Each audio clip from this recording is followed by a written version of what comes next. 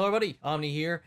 The other day, we got a little teaser for season 8 of Game of Thrones, and with their teasers leading up to this, and especially with how much weight is set upon this upcoming season, their teasers have been so sparse up until this point that I haven't really covered any of them. Mostly because they were some really they didn't even like show any of the actors or anything like that. The last one before this, because I've at least seen some screens of this when we know we actually see some of the people in it.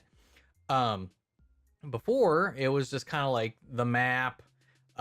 It was a lot of artistic expression using like the war map and the map of Westeros, showing the fire rising and the ice coming down from the north, as we know. Daenerys coming up and the Night King and his army coming down, and where they clash in the middle, where we get the epic conclusion in this next season. There's a lot of tensions floating around for them to keep as many spoilers out of the public eye as they can. And for the most part, as far as I know, they've been doing a really good job at it, because I haven't seen anything. I've avoided pretty much everything regarding this. Even like me and my friends that follow the show barely talk about it actually after this point. It's been very on the down low. People are just really tense and itching to see how this plays out. It seems like everybody's just on guard.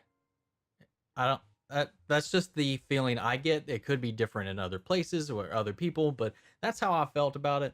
That's another reason why, because they were so minimal, that I haven't covered any of the other trailers. We actually have some stuff in this, where we actually get to see something. I'm expecting a little bit of a hint at what we're going to be expecting, or at least it's setting more of a tone as what we should expect. But I'm not going to talk any further. I want to just go ahead and we'll check out this little teaser. Hopefully it's more to go off of than the Punisher teasers we got.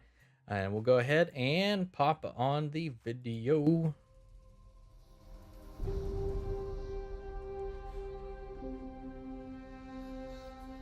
Oh,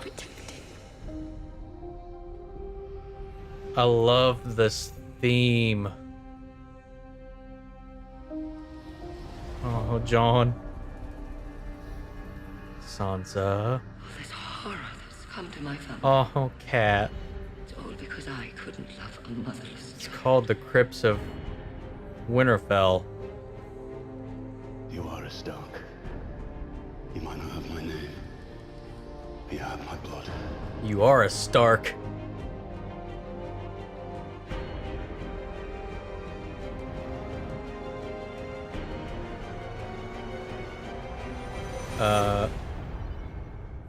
What?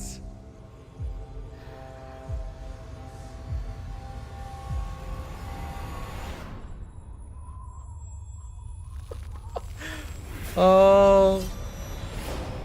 Was that a raven feather?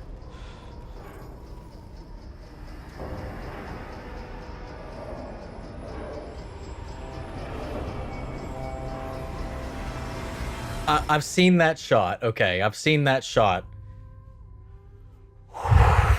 Oh my god, April 14th. I cannot wait. April is going to be huge.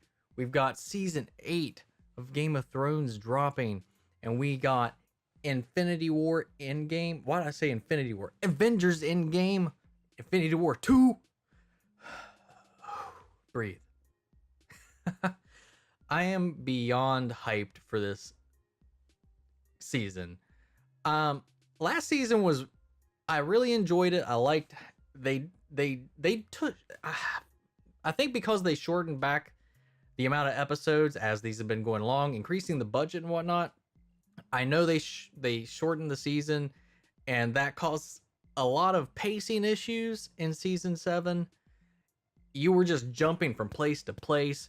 It was hard to tell how long or how much time was passing between certain events and certain scenes, like Daenerys appearing up in the north, like when she was just below the wall, like that. Just show up and save everybody. Spoilers for season 7 if you haven't watched it, but if you haven't at this point, that's your fault. Uh, um, like that was the only problem I had with season 7, and it just seemed like so much was rushed. There was so much happening. That I know they're it's even shorter for this season. They've only got 6 episodes. However, unlike last season, those 6 episodes are an hour and a half long. An hour and a half long per episode. So they are essentially feature length episodes, feature length films for episodes. Um, Based on the minute time, that also, I believe, if my math is right, equals out to a longer runtime total than season 7, despite the lower episode count. So I hope it doesn't run into that same problem. Still a lot. There is still a lot that needs to be resolved, that needs to be covered, that is still lingering in the air from the previous seasons to season 7. But there's a theory, and it's been one that I highly think is the case, especially because the last season really was pushing on Bran and his effects or his influences on the past. He can affect the past. We figure that out when he wargs into Hodor in the past, when he is warging back using his powers of the Three-Eye Raven. He wargs back, and in order to control Hodor from that realm, he had to warg into Hodor in the dream, or in the past, which affected Hodor in the future. So we know that it wasn't just, no, the previous Three-Eyed Raven was warning him, or at least not even warning him. I think he was trying to steer him away from knowing he can do what he can do. When he called out to Ned, and the Three-Eyed Raven told him, "Oh, he can't hear you," but Ned nudged in that direction like he did, and he was like, "Well, it could have been just the wind or something." And then we know when he wargs back to when Hodor's in the training field with his father, with Lyanna, in the yard, and he's the reason Hodor, him warging into Hodor is the reason that Hodor's brain fries. Because not only is in that moment, he's in the past, but he is also in the future. That's why everything merges into one, and it breaks Hodor for the rest of his life. There could have been a timeline where Hodor was fine throughout the entirety of his life. But that's not the case. Everything has to be set in stone, because that Hodor was already messed up at that point before we know in the future that Bran's the one that caused it. So these events are bound and destined to happen. That's why anytime you influence time travel and stuff like that, or gauging back into the past, you definitely cause a lot of complications, potential complications, depending on how you approach it. Which, this going forward, there's a lot of hints because of not only that, just they are always really good at hiding little details, hiding little hints in their imagery, in their promotions, in their backgrounds. There's a lot of background information that can be missed if not interpreted right, but I feel like this one's fairly on the nose if you're paying attention and you just know what's going on. They're not the only Starks. There is one other Stark that is still alive, and he was not in this trailer. We see the raven feather. We see the encroaching cold coming for them.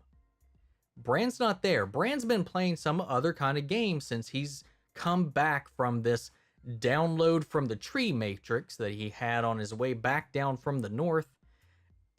And since then, he's been on an entire other level. He knows things that no one else knows. He knows more than he's letting on. And I feel like he is also, the things he says, like when he's talking to Littlefinger about the dagger, he says that line that only Peter is the only living person left to know would have said. There's no way Bran would have known that line. He's laying seeds throughout everyone. I think somehow he's playing either a larger game to get the pieces where they need to be to prevent the Night King, or, which I think is also the more popular theory and why I think it's very interesting that they left Bran out of the crypt of the Starks, is that Bran himself is the Night King.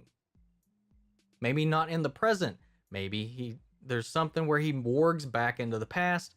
Maybe he gets trapped by a force and becomes the first White Walker. Who knows? We don't know. But I'm willing to bet, at least because of that. Because why not have Bran? Why not focus on Bran at all in this? It could be a deception. It could be a tease for the people that already think that. Be like, haha, Bran's not there. Maybe he's the Night King. And then, they subvert that expectation. They Last Jedi that shit. And, he's fine. He's on Team Stark. Maybe this is just to rile us up and be like, where's Bran? And then it's just not what we think at all. But I'm willing just the seeds we've gotten up until this point, I really am on board with that. And I feel like that's a very safe bet to go with as far as predictions for this season is going to go, that Bran might be the Night King. Aside from that, I'm not sure what else we're going to expect in this. But we will definitely be keeping up with it, keeping our eyes peeled. And man, you better bet I'll be talking about this when it's out, when it's popping out. I'll be covering on Stardust. Hell, I might even put up little videos about each one after each episode for the channel. I don't know. This show's so big, and it's not even, I was really even hesitant to get into the show, like, cause there's so many bandwagon shows, man. Breaking Bad was one, but I waited until I got sucked into it around season 3, and then it's just like became one of those things like, man, I wish I was following this as it came out. And then I was on board from that point. Walking Dead was one of those things, but man, that got old really quick. I enjoyed it for 2 seasons, and then it was just like, wow, this is the same show every season. Okay. I have a funny story about what actually got me into Game of Thrones. My friends had actually started and was keeping up with the show as it was going on, but I was that guy. I was like, nah, it doesn't seem like something I'd be interested in. I was like, I love Lord of the Rings, don't get me wrong, but I was like, it looks like just Lord of the Rings. I can go watch Lord of the Rings and have a lot more fun. I was like, why do I want to watch that? But I also watched a lot of South Park. And this was around the time they did their little 3-episode special about the gaming console wars between Xbox and PlayStation. And they centered it around the Game of Thrones theme. They were they were doing a parody of Game of Thrones for it. And I was like, man, because I follow up on the game, the console wars, the stuff like that. A lot of gaming news, I always follow that. I don't talk about it as often on here unless there's a game trailer or something like that comes out that I'm really big on. But I was really wanting to watch those episodes and see like how they interpreted this war in this way.